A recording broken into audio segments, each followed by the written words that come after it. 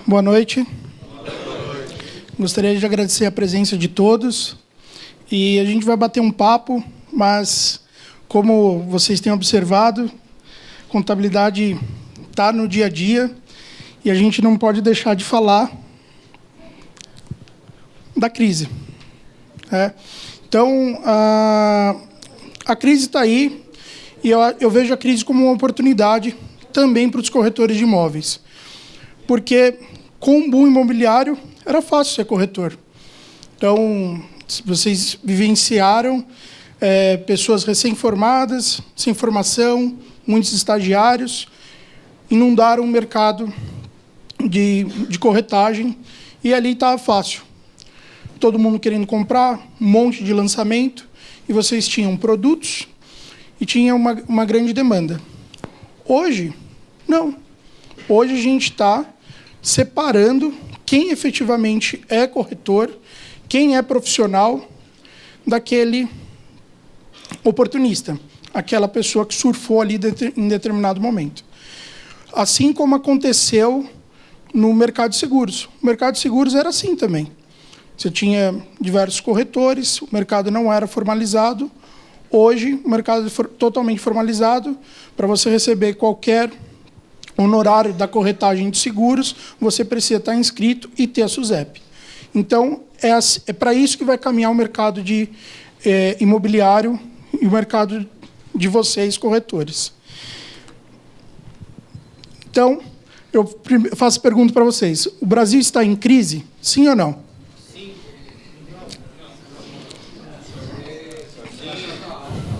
Sim? Então, uma brincadeirinha aqui para descontrair. A boa notícia é que o Brasil não está em crise. Tá? Não está em crise. O Brasil é uma crise. O Brasil é uma crise. Por quê? Aqui a gente é recente com relação à democracia, a gente é recente com relação à estabilidade econômica, e tudo isso não vai mudar para as próximas décadas. Por que não vai mudar? Começou errado desde lá de trás. Lá em 1500, quando nós fomos descobertos, já começou errado. A forma da colonização. Então, ela não vai mudar pelas próximas décadas. Então, a gente vem vivenciando brincadeiras à parte, óbvio, a gente vê o desaquecimento da economia, a gente vê o aumento da inflação, mas também a gente vê oportunidade nesse mercado. Então, as dicas que eu vou dar daqui por diante, que com relação a economizar os impostos, às vezes você não olhava para isso. Às vezes você não se atentava. Hoje em dia é extremamente importante. Então, como eu falei, não vai mudar devido ao começo, lá a colonização. Quando fomos colonizados, a gente teve aqui viramos colônia de exploração, Todo mundo fala, mas os Estados Unidos também teve colonização, mas não dá para comparar, lá foi outro tipo de colônia. Então, a gente não consegue comparar o Brasil com os Estados Unidos. E o que não resta? Suicídio coletivo? Hein? Todo mundo, a gente vai se jogar daqui ou vamos enfrentar a crise? Desculpa? Não vamos. A gente vai enfrentar a crise. Vamos passar por mais uma. Então, eu fiz só isso para a gente dar uma quebrada no gelo. Não vim falar de crise, eu vim falar de oportunidade para vocês. Vocês tiveram uma conquista muito importante no ano passado, que foi a entrada no Simples Nacional. Teve um grande esforço do CRES, do Secov, de todo o setor se mobilizou para entrar no Simples Nacional. O pessoal costuma dizer que a mudança no Simples que teve todo mundo universalizou, todo mundo pôde entrar no Simples. Isso, em tese, é verdade, porque ficaram poucas atividades que não foram permitidas no Simples, só que o corretor foi um grande privilegiado. O governo, quando criou liberou o Simples para todas as atividades, ele criou uma nova alíquota de imposto, mas o corretor ele entrou numa alíquota favorecida. Mais para frente a gente vai falar dos anexos, mas o corretor entrou no anexo 3, que ele passa a pagar impostos a partir de 6%. Então, isso é uma grande vantagem, é uma conquista para a categoria. Tá? As demais categorias, médicos, engenheiros, que entraram também no Simples, eles já começam pagando muito mais impostos. Então, força da categoria de vocês ter conseguido esse benefício. Quem consegue dizer aí qual que é a primeira fase aí do corretor de imóveis, em termos de carreira?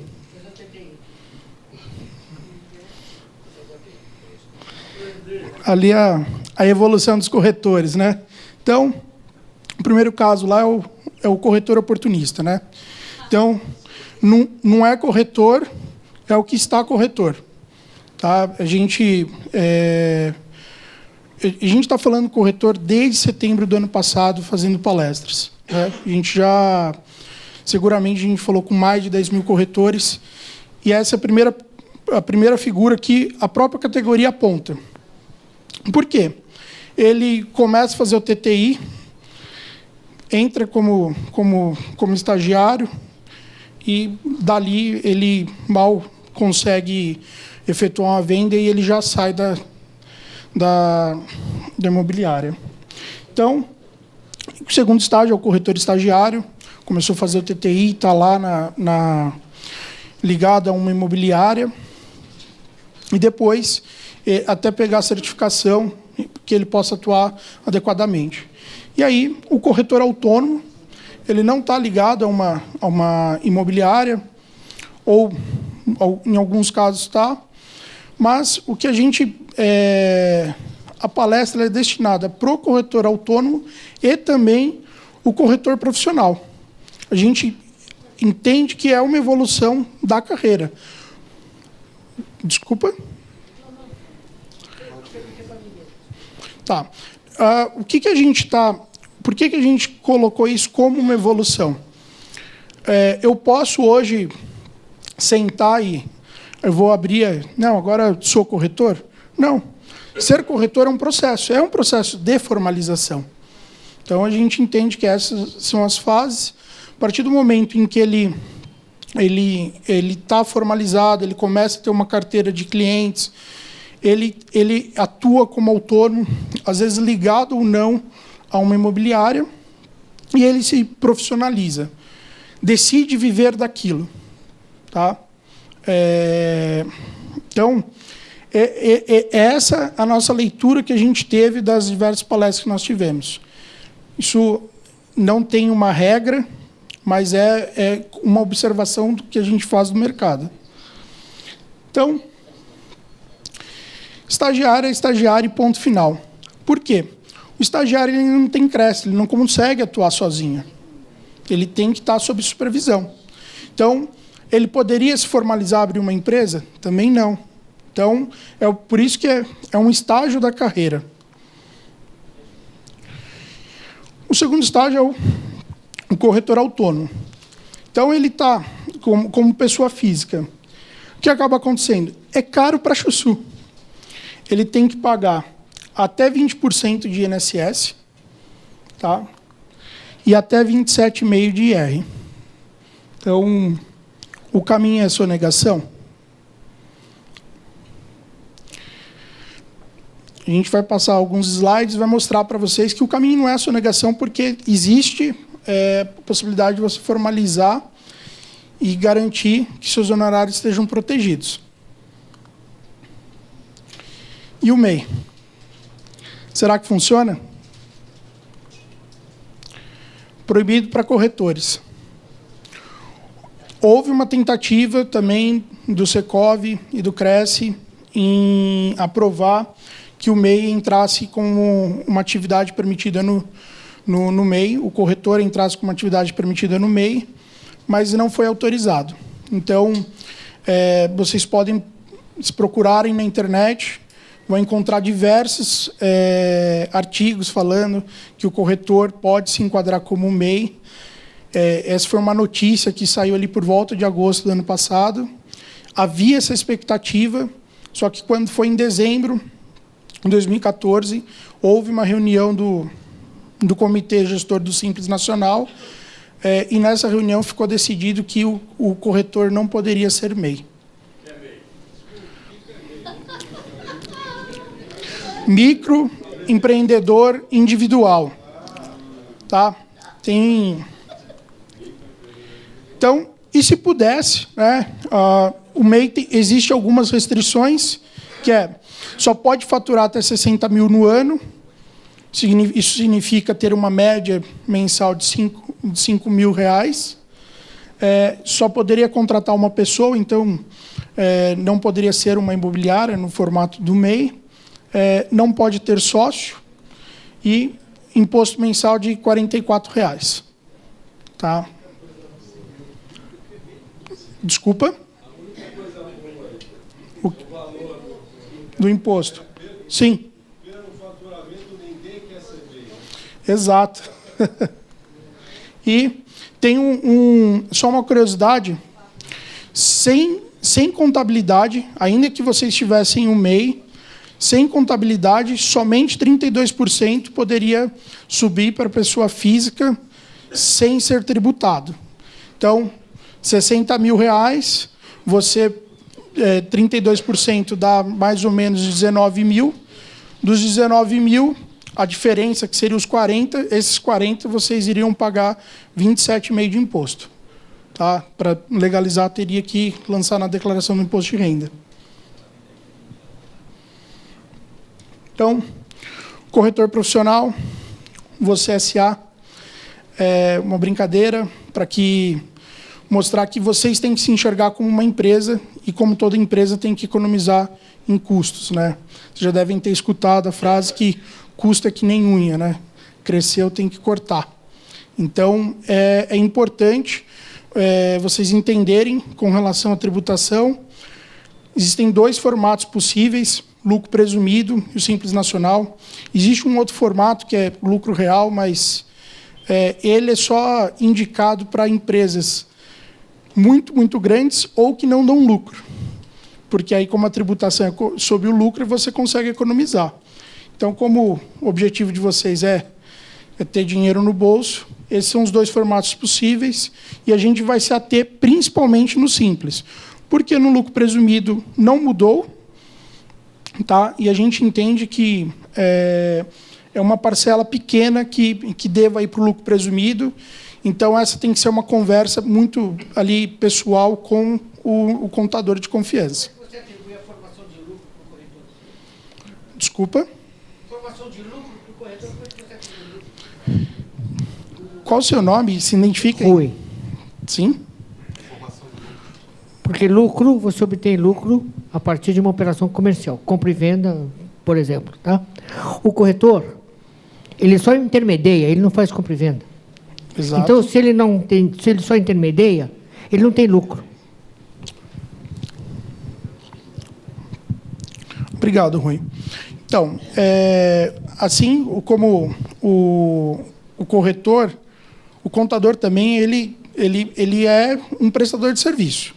Então, você tem que considerar os custos na sua empresa para apurar o lucro, os custos para você manter a tua empresa em funcionamento.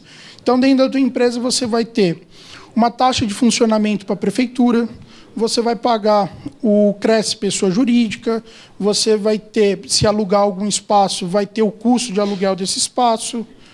Então, telefone celular, plano de saúde, propaganda. Entendeu? Então, Anderson, eu não tenho absolutamente nada, nenhum desses custos. Então, teu lucro é praticamente seus honorários. Vai retirar o imposto e o teu lucro vai ser praticamente teus honorários. Se você não tem esses gastos, se não investe em propaganda, todos esses demais gastos, os teus honorários, menos os impostos, menos o que pagou para o contador, é a tua apuração do seu lucro.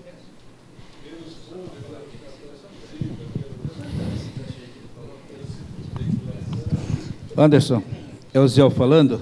Nesse caso que o nosso colega Rui citou aí, com relação ao lucro, nesse caso, caberia o corretor, como autônomo, fazer o carnê-leão, não é isso? Sim. Aí ele ficaria fora dessa situação aí. Então, com relação ao carnê-leão, você vai apurar o imposto e vai recolher o imposto como pessoa física. E mais alguns charts aqui para frente, a gente vai mostrar que existem algumas situações como pessoa física que você acaba pagando mais imposto. Então, o porquê seria vantajoso você se transformar numa empresa.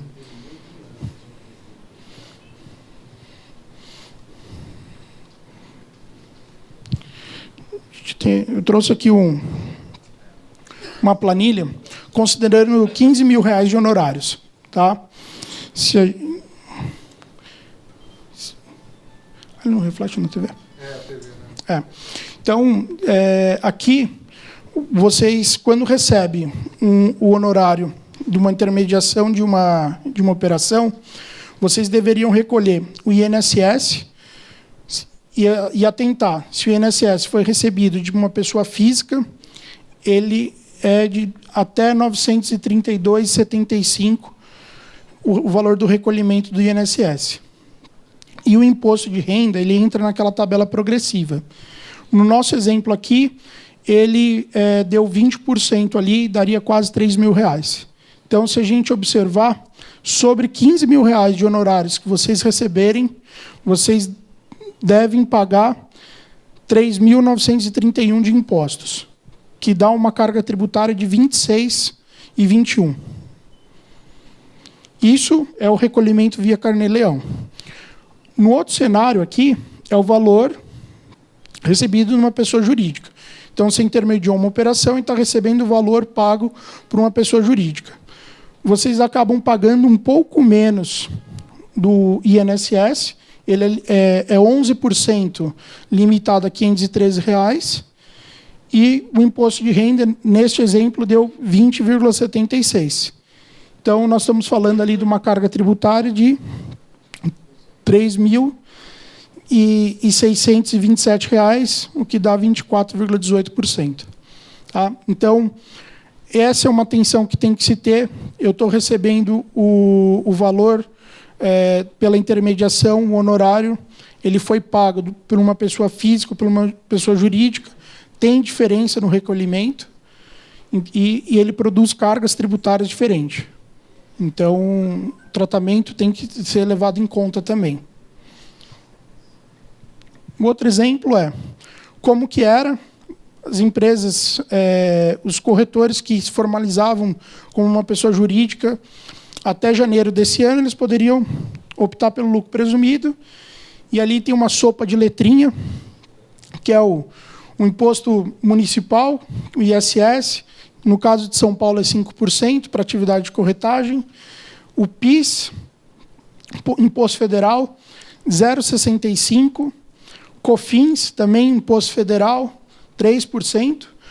Tem o imposto de renda, que no exemplo dá 4,80, e a contribuição social, que dá 2,88. Mesmo honorário, ele dá uma carga tributária 16,33.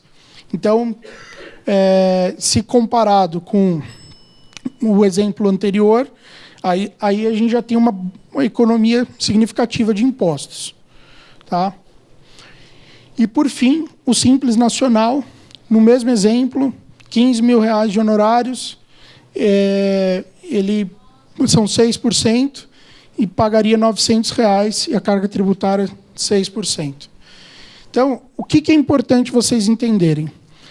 Que hoje, como estão as regras, vocês vão pagar 6% sobre o honorário e não precisa pagar nenhum outro imposto de renda. Esse valor, então, no nosso exemplo, R$15 mil, menos o imposto 900, a gente vai com 14.100, e os 14.100 são distribuídos via dividendos para a pessoa física. Tanto para a pessoa física quanto jurídica, dá para usar o Simples Nacional? Não, o Simples Nacional é um regime de tributação para a pessoa jurídica. Tá? Então, só um alerta aqui no exemplo anterior. A gente colocou o ISS ali, e eu quis ser justo com vocês para não colocar imposto sem necessidade. O ISS é um imposto municipal, então cada um tem que olhar a cidade onde que está. No caso de São Paulo, desde 2009, se você tiver registro na cidade de São Paulo, perante a prefeitura, não precisa pagar o imposto. Se não tem o registro, precisa pagar o imposto, que é 5%. Então, Anderson, decidi não abrir empresa, atuo em São Paulo, faço o registro na prefeitura para não ter que pagar mais 5% de imposto. Tá? E aí, essa é uma questão para a cidade de São Paulo. Anderson, sou de Osasco, como que eu faço? Precisa pesquisar, porque aí nós temos 5.570 municípios e cada município pode estabelecer se o imposto ele é devido ou não. Tá? Então, a gente trouxe os exemplos para São Paulo.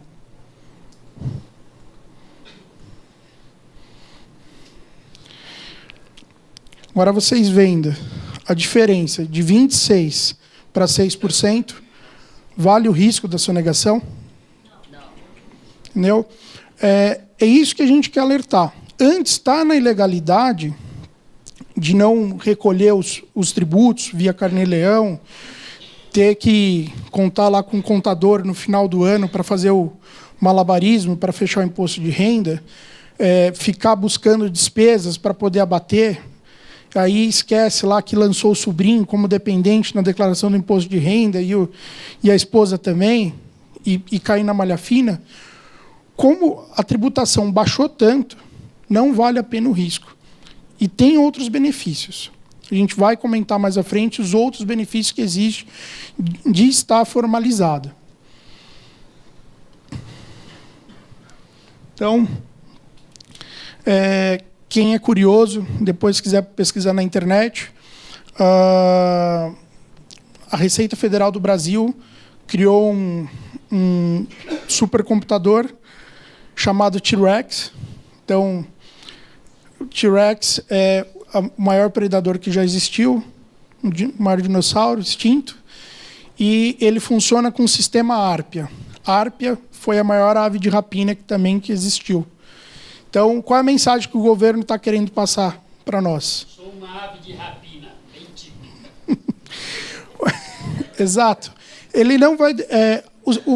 os dados hoje eles são tão amarrados que a mensagem do governo é: por cima ou por baixo, eu vou te pegar. Então, é essa a mensagem. Então, aqui a gente tem notícia do UOL falando sobre o cerco da Receita Federal.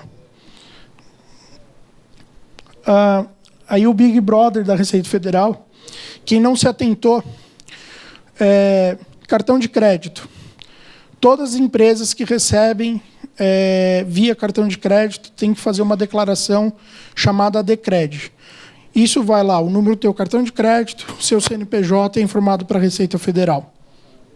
Cheque. Qualquer movimentação acima de R$ 750, também já Receita Federal já pegou. Você tem ali registro de imóveis.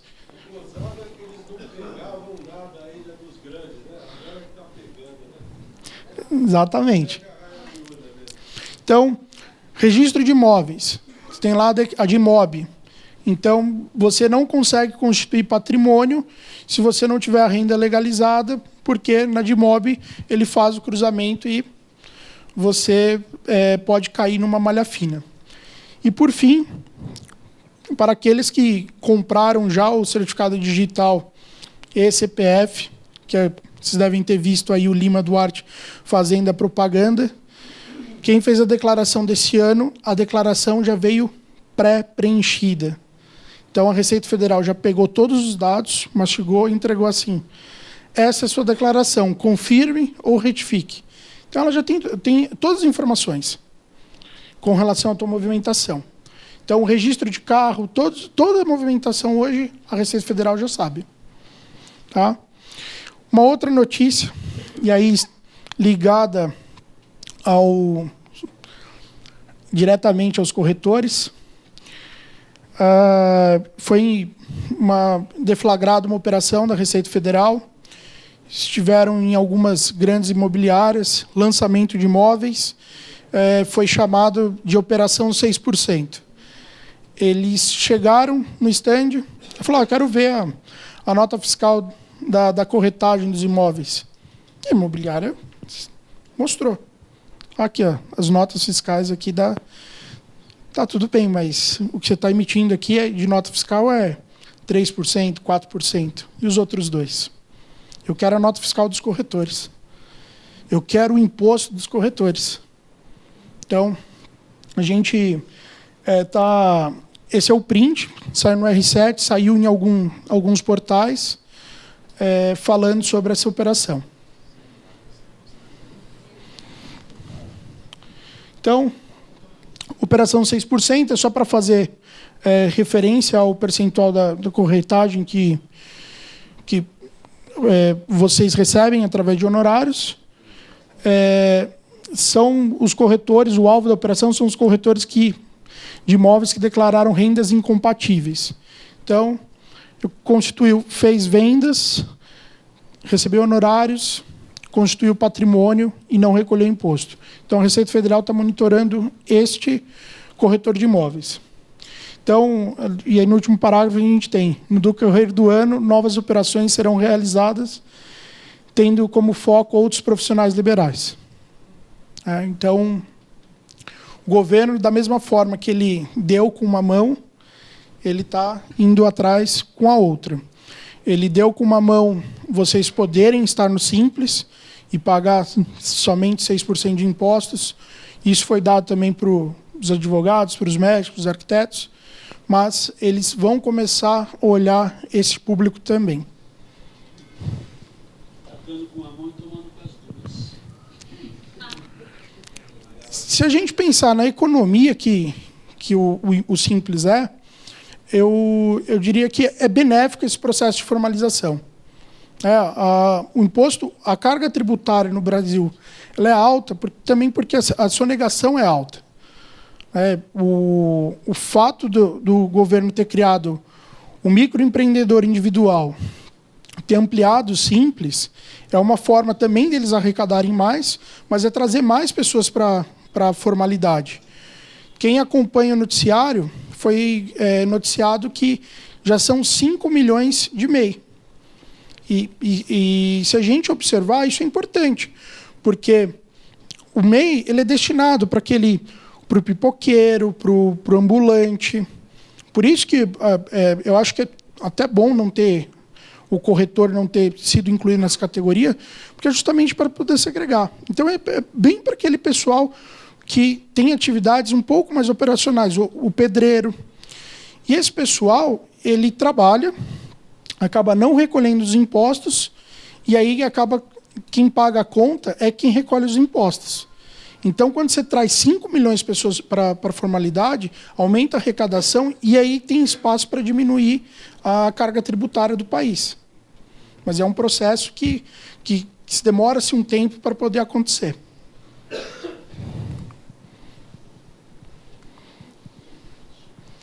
Então, falando do Simples especificamente, então os honorários podem ser até de 3,6 milhões no ano, e o que dá uma média de 300 mil por mês. Tá?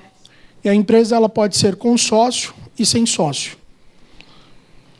Então, que a gente traz atividades possíveis é a corretagem na compra e venda de imóveis e a corretagem no aluguel de imóveis. E a gente indica uma terceira, que é a preparação de documentos. Vocês já devem ter passado pela situação de fazer algo a mais para ajudar a concretizar a compra, e se isso você conseguir cobrar pela preparação de documentos, é algo que você pode também emitir nota. Então, a gente está lá no processo de compra e venda do imóvel, tentando unir as pontas, e falta documento, falta vontade das partes de assinar o contrato, fazer a agenda, e você consegue preparar esses documentos com auxílio e cobrar por isso também. É um serviço que vocês estão prestando. Tabela de tributação, então, até 180 mil, que dá uma média de R$15 mil mensais, paga-se 6% de imposto. Entre 180 e 360, que dá uma média mensal de R$30 mil, vai pagar 8,21. Tá? A gente entende que existem corretores que estão nessa faixa, a tabela continua, né? Então ela vai subindo sempre a cada 180 mil. Então, a cada 180 mil, ela vai mudando de faixa, o que dá uma média, um acréscimo de R$15 mil na média mensal. E aqui é a última fase. Então, 17,42 é a última faixa de tributação para quem faturar aí 3,6 milhões no ano.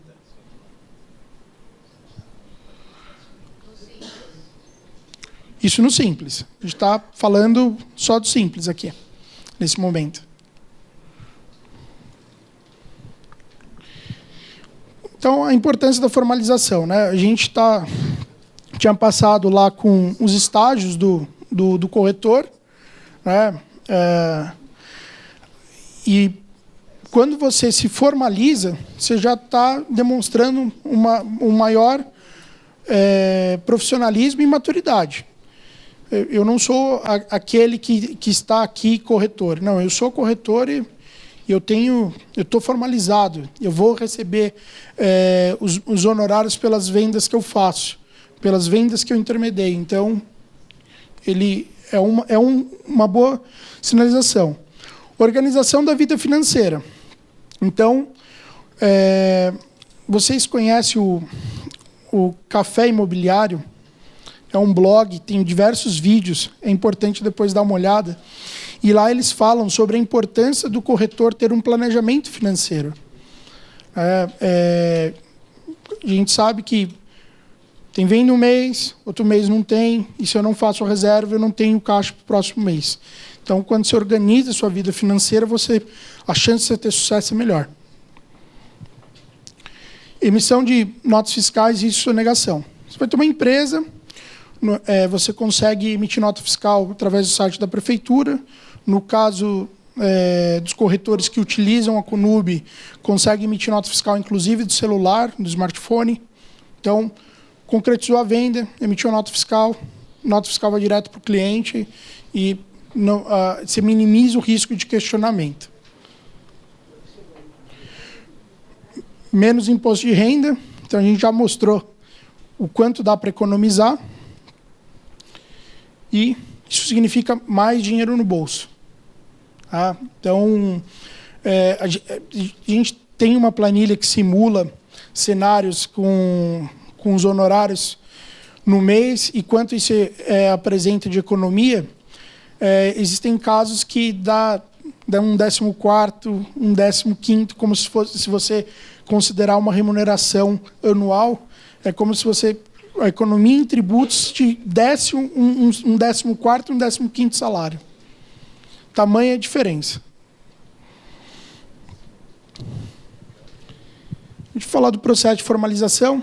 O processo de formalização tudo bem, você contou quanto que eu economizo, mas eu quero saber como eu faço para poder usufruir dessa economia. Então, são 3 caixinhas e praticamente todas combina com todas. Então, que acaba formando uma sopa de letrinha, né? Então, eu posso ter ali os 3 formatos, que é o empresário individual, que é o formato mais simples. Eu tenho a Eireli, que é empresário individual de responsabilidade limitada, e tenho a própria limitada. As 2 primeiras são empresas em que você não precisa de sócio. Tá? A segunda, que é a Eireli você precisa ter um capital de 100 salários mínimos para poder abrir a empresa. Você declara ter esse capital. Então, no momento do registro, no contrato social, vai uma frase dizendo integraliza o capital em moeda corrente nacional em 78 mil, que hoje é o o valor de 100 salários mínimos.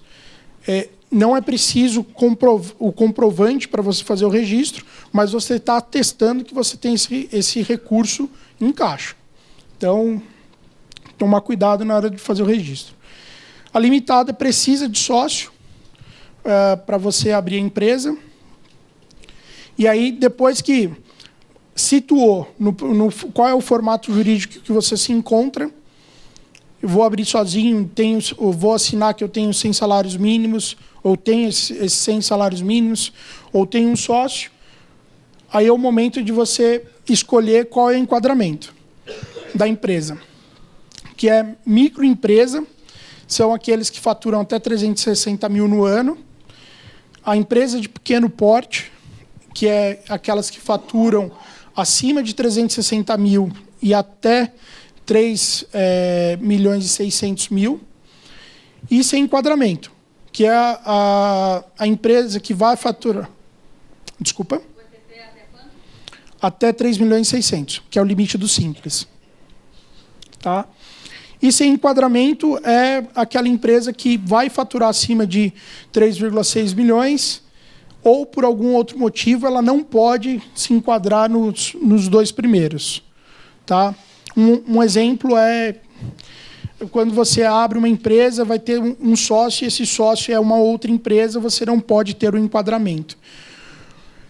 O que isso impacta para quando vocês estão abrindo a empresa? Obrigatoriamente, se quer estar a empresa no Simples, precisa ser ME ou EPP. Então, isso é obrigatório.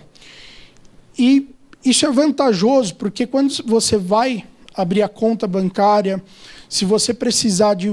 quero trocar de carro, quero comprar um computador novo, só pelo fato da empresa ser ME ou EPP, nos bancos públicos, leia-se Caixa e Banco do Brasil, eles dão desconto no financiamento quando você tem empresa, enquadrada como ME ou EPP. Depende da instituição financeira. E o empresário individual, você tem que declarar quanto? O empresário individual, você não tem declaração. Não. O que normalmente se recomenda... Tá. Normalmente, o capital ele é uma situação bem delicada. O capital, você tem que colocar o quanto você acha que você fez lá o plano de negócio e que você vai consumir de caixa. Como, na maioria dos casos, a gente não sabe nem o dia de amanhã, né? Então, o pessoal acaba fazendo, eu sei quanto eu vou gastar para abrir a empresa, com todos os custos acessórios que tem, e coloca R$1.000. Esse é um valor que você consegue alterar com facilidade depois. Óbvio que tem custo, mas é algo que você consegue alterar. A partir do momento que você coloca um capital muito grande, por exemplo, vou abrir a empresa, R$25.000. Aí eu não tenho os R$25.000. Aí eu quero reduzir esse capital depois. Tem que ir lá, publicar em jornal, que você tem o valor que você está reduzindo. Então, é mais custoso reduzir o capital do que aumentar. Então, comece com um valor pequeno. E, por fim, a caixinha da tributação. E aí, entendeu qual que é o formato jurídico, qual que é o enquadramento e a tributação. E aí tem que escolher entre as duas. Simples nacional ou lucro presumido. Mas pode ser o Simples Nacional e EPP, né? Pode. Limitado. Pode. E como a maioria faz? Empresário individual, microempresa e simples nacional. Tá? O pessoal fala, eu posso colocar EPP direto? Pode. Só que a gente já viu cartas oferecendo crédito em que o desconto para o ME é maior. Então, se você não tem a perspectiva ou a real necessidade de se enquadrar como EPP, comece como ME. Os corretores de imóveis eles estão sendo agraciados por algumas empresas no mercado, pelos bancos, porque entendeu que o corretor de imóveis é uma grande força de venda. Então, ele vende o imóvel, só que no mesmo momento ele pode auxiliar o cliente a obter o crédito para financiar aquele imóvel. E é uma outra fonte de receita. E aí, só que para você receber como correspondente bancário, cada instituição tem regras. Então, tem instituição que diz que tem que ser empresário individual, tem instituição que diz que tem que ser limitada. O que tem que se tomar cuidado é que, assim, o correspondente bancário, assim como o corretor, precisa de uma certificação para poder atuar. E, no caso precisa fazer a prova da ANEPS. Também tem. Né? Então, faz uma prova que é específica para quem analisa crédito imobiliário, para poder receber os valores como correspondente bancário. Tá? Então, esse é como a maioria faz. Tá? O pessoal questiona bastante com relação ao empresário individual ou empresa com sócio para reduzir o custo. Só que também o mercado é um mercado muito volátil. Quantos amigos vocês conhecem que começaram corretores e migraram de profissão? E aí, se ele sai, você precisa colocar outro no lugar. Se os dois faturam, os dois pagam mais impostos. Então, o CRES, pessoa jurídica, para quando é sociedade, também é mais caro. Então, não é uma decisão muito sábia. Pode, mas tem que se tomar com cuidado essa decisão de abrir a empresa com outro corretor. Então, qual é os passos da abertura da empresa lá com a Conub? A gente recebe os documentos digitalizados, prepara aí todos os documentos com relação à junta comercial e à Receita Federal. Aí existem lá as taxas para poder pagar, a taxa da junta comercial e taxa da junta comercial, da Receita Federal e uma taxa estadual também, para poder constituir a empresa. Então, pagou as taxas depois de aberta. Dos documentos autenticados, então, pagou as taxas, assina os documentos, tira os documentos autenticados e tem que levar para registro na junta comercial. Estando tudo certo com o processo, ali aproximadamente, em São Paulo, aproximadamente 5 dias, você já tem o resultado. Vai ter o contrato social e o CNPJ. Tá? Mais ou menos 5 dias depois de ter entregue os documentos autenticados na junta comercial. Aí, depois da junta comercial, precisa-se fazer o registro da empresa na prefeitura. E também a emissão de um certificado digital. O certificado digital é uma assinatura eletrônica com o nome do responsável pela empresa. Tá? Então, abriu como empresário individual, responsável pela empresa é o próprio empresário. Abriu em sociedade, um dos sócios vai ser nomeado para ficar como responsável pela empresa perante a Receita Federal. Tá? E aí, depois do registro na prefeitura, o certificado digital vem para o registro no CRES. O CRES está com bastante demanda, então não postergue para poder fazer o registro. O registro aqui tem levado em torno de 10 a 15 dias para poder ter a empresa registrada. E aí, por fim, a empresa está pronta para faturar e dinheiro no bolso. Economia. Você já começa economizando.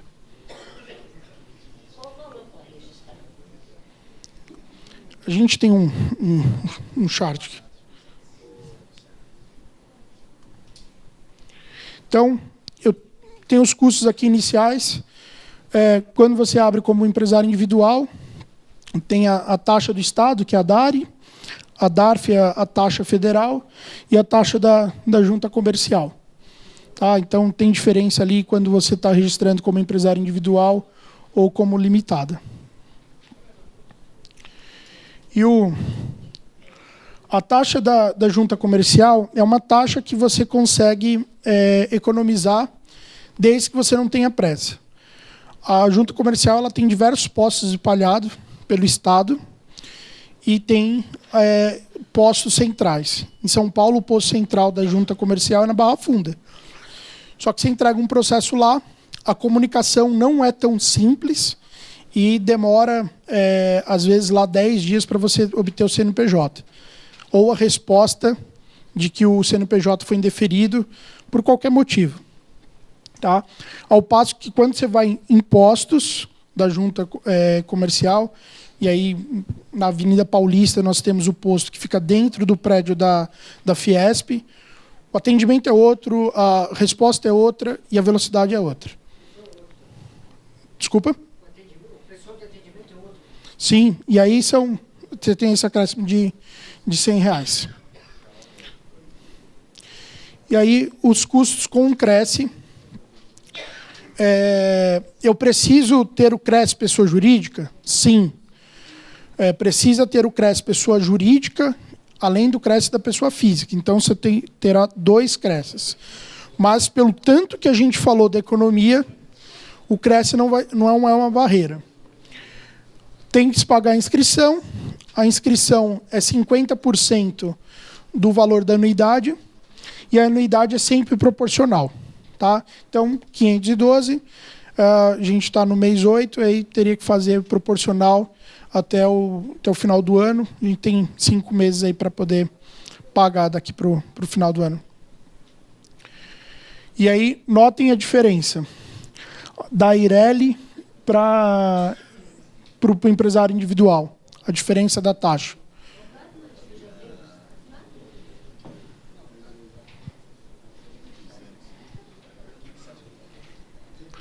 Então, outros custos que temos o certificado digital, o contador, quando vocês forem abrir empresa, precisa ter um contador, então vão contratar o contador, então tem um custo, e a taxa da prefeitura.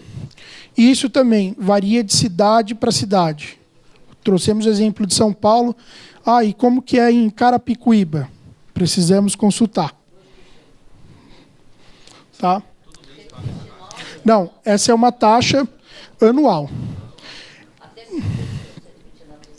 E tem um detalhe dessa taxa, que ela é anual, mas ela não é como Cresce, que é proporcional.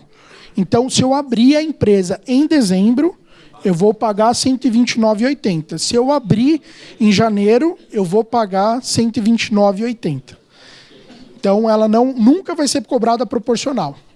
E tem um outro detalhe, ela vence todo ano em julho. Então, julho é que ela vai vencer, então ela está fora ali do período do Cresce, que vocês têm que pagar no início do ano. Paga o Cresce e paga a taxa da prefeitura. A minha pergunta é o seguinte, você falou em relação a sócios no caso do empresário individual. Você falou que pode ser que complica, porque se os dois vendem, pode ficar mais alta a carga, né? Mas, em caso, por exemplo, se uma empresa tem 2 sócios, um cuida da parte comercial e outro da parte financeira, o da financeira não vende. Isso não vai prejudicar, né? Obrigado. Na verdade, o que acaba acontecendo? Se um é sócio financeiro e outro é comercial, um vai vender, mas depois vai ser distribuído. O que está vendendo vai conseguir vender mais porque ele não está se preocupando com a parte financeira. E aí ele vai ter que dividir o lucro e vai ter que pagar mais imposto, porque é calculado sobre o valor da venda. O quanto vocês intermediaram. Vamos deixar as perguntas para o final, por gentileza. Segue com a palestra, por favor.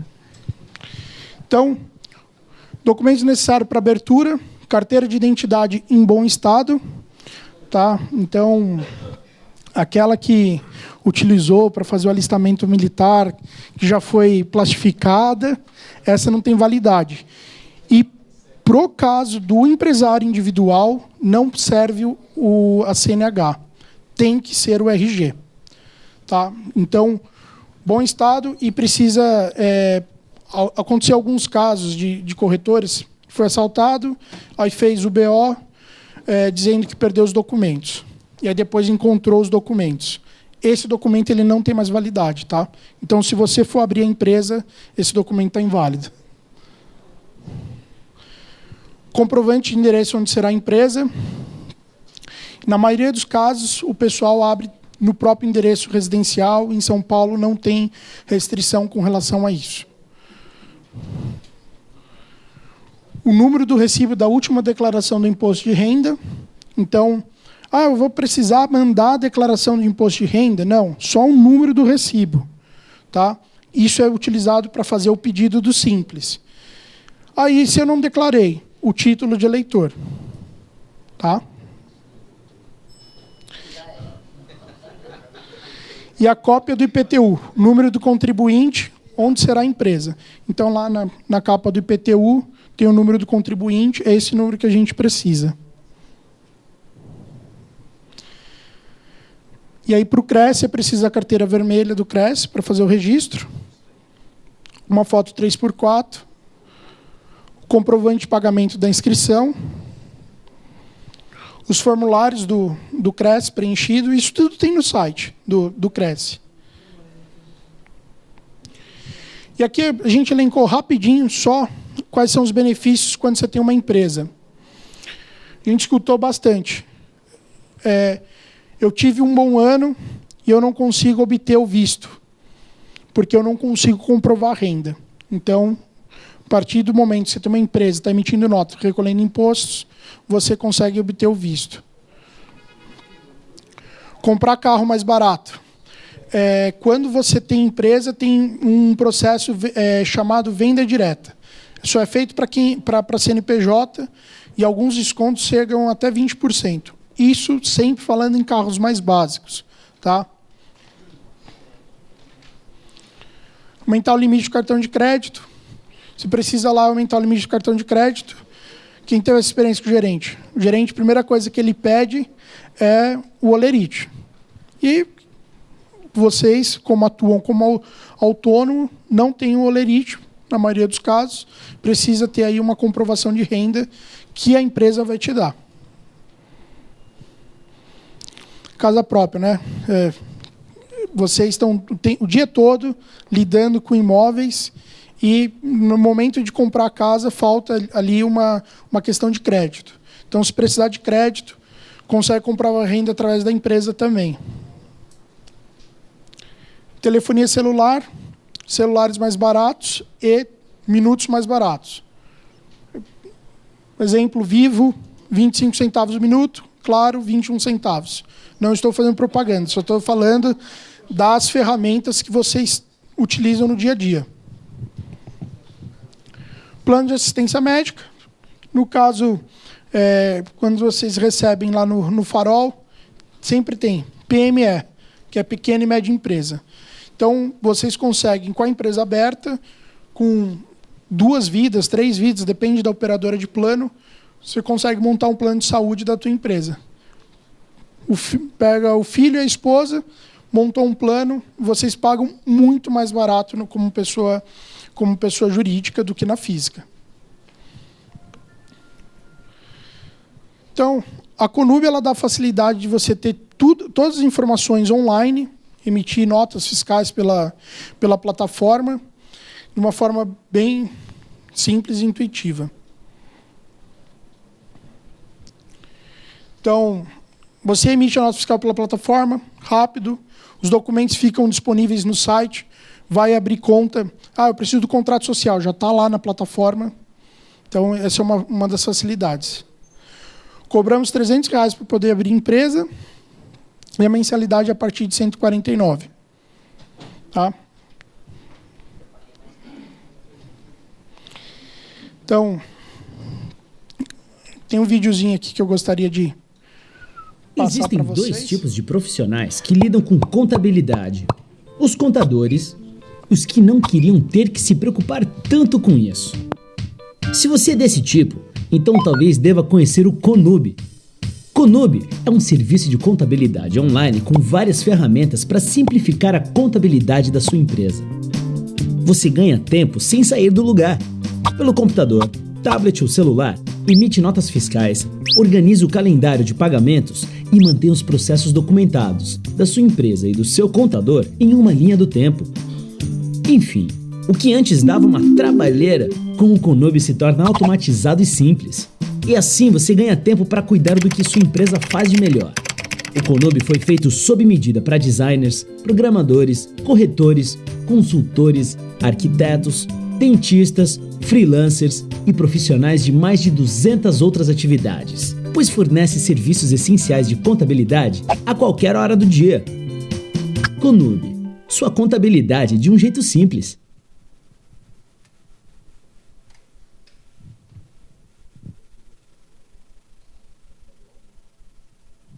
Quer abrir a sua empresa de um jeito rápido e fácil? A Conube tem a solução certa para você. Para isso, basta entrar em nosso site e contar um pouco sobre você e o seu negócio.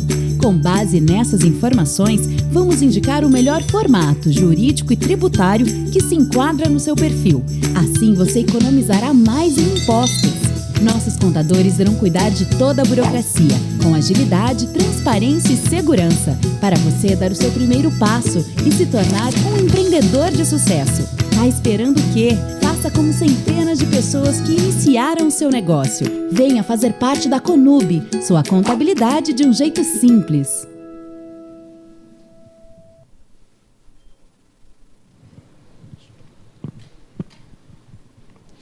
Pessoal, é isso. Agora, os slides aqui para frente são falando um pouquinho da Conube. Nós temos um blog lá, a gente abastece semanalmente lá com algumas reportagens. Essa é a cara da nossa plataforma. Então, ali você consegue ver todas as atividades que você tem que fazer da tua empresa. A gente manda alerta, precisa pagar o imposto, preciso do extrato bancário. Então, são essas informações que tem lá na plataforma. E eu queria agradecer a presença de todos. Muito obrigado.